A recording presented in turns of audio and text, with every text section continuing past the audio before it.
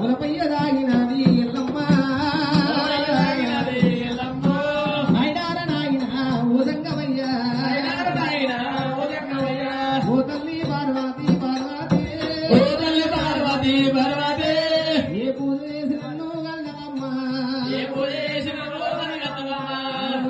చేసి నువ్వు అన్నావే రాతరాజ బ్రహ్మదేవ చిన్నాయన తాతకింత రాసినవా నాయను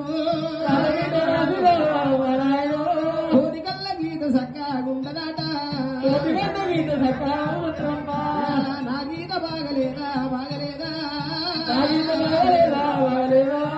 బ్రహ్మరాశీన రాత రాజనమ్మ బాధ్యపెట్టి చెక్కిన ఊదంటరయ్యో పంటకేసి చూసిన ఊదంటనమ్మ ఒక తల్లి పిల్లరాకే ఒక రాత రాయడాట ఒక్కద కోడల్ల గమ్మగా దేవుడే ఒక రాత రాయడమ్మ నిద్రపోతే వాయిగా తీనగాయనే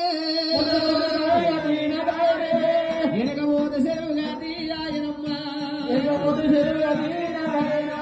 ఊరమోర ఎల్లునమ్మ ఎల్లమ్మో ఊరమయ్యదాగినదే అమ్మలారా శివుడాని గుల్లమన్ను అన్నువయ్యో ఎందుకంట కన్నవే పార్వతమ్మ రాయుల్లో రాయినయి ఉరితే రాయి వారి కొట్టి సంగమయ్యా పుల్లు గోపురాలు కడితే నాయన అట్ల కొంత పుణ్యం వల్ల దొరుకునేమో చెట్టులో చెట్టునయ్యి ఉరితే ఆ చెట్టు పూలు కాస్తే శివలింగమయ్యా అట్ల కొంత పుణ్యం వల్ల దొరుకునేమో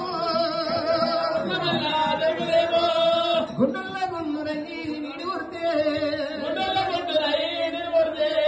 గుళ్ళు గోపురాలు కడితే కొంత పుణ్యం వల్ల దొరుకునేమో కనకన ఎల్లమ్మ కల్లి తీసి ఉన్నది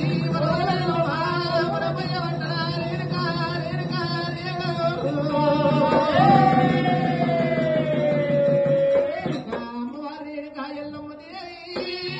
ఎల్లమ్మ అమ్మగారి రాత భాష చెక్కిన పోగంటనమ్ము బండికే దూసిన పోగంటకు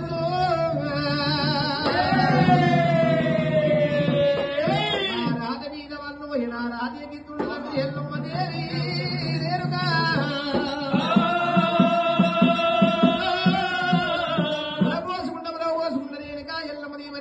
కైలాసు లోపల ఉండగా జగని పట్టణము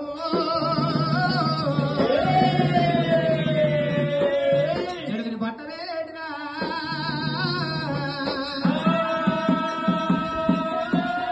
జలముని పట్ట వీర రాజ గౌతరాలు ఉన్నదట గౌతరాలు వారి ఆలయమ్మది ఉన్నదట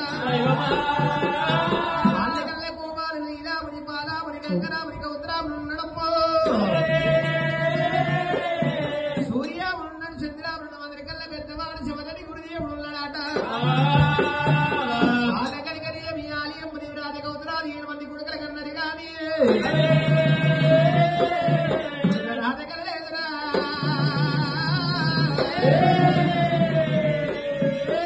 ఏ కొడుకు దరిద్రుడు పుట్టిండు ఏ కొడుకు దేశమంత్రి పుట్టిండు పెళ్లికి వదమనగల్ల వారి గురుసనంట ఆయన 7 మంది కొడుకులు పెరిగి పెద్ద వాళ్ళైతే ఉండగా అన్నం ఒక మృతమైందంట గంజి ఒక మానకమైంది రొట్టు ఒక కచ్చమైంది వంట తండ్రి వెళ్ళ తీసుకున్న వాళ్ళే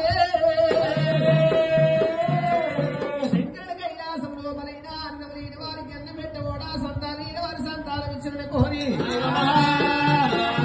గతి లేని సంవత్సరం వేయచ్చు కానీ శుద్ధి కలిగిన సంవత్సరం వేయరాని